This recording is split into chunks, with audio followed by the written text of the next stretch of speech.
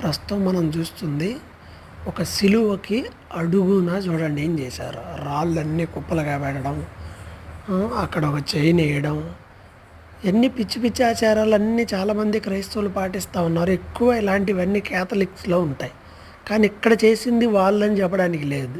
ఇక్కడ సిలువ చూపిస్తున్నారు, ఇక్కడ అన్ని ఆచారాలు. ఇక్కడ చూస్తే ఇక్కడ ఒక కొండ మీద పెట్టారు, ఓకే బాగానే ఉంది. కానీ ఇక్కడ వచ్చే వాళ్ళందరూ కూడా ఇది బైపాస్ పక్కనే ఉంటుంది, హైవే పక్కన ఉంటుంది.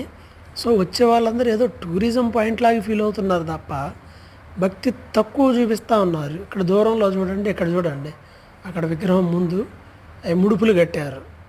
ఇక హిందూ సంప్రదాయాలు, వైదిక కర్మకాండలు ఏవైతే ఉన్నాయో అవి కూడా దీంట్లో ఫాలో అయ్యే మాట అయితే క్రిస్టియానిటీ ఎందుకు? కాబట్టి ప్రార్థనలో ఉండే వాళ్ళు క్రైస్తవులు ఇలాంటి పిచ్చి అన్యాచారాలు మానుకోవాలి.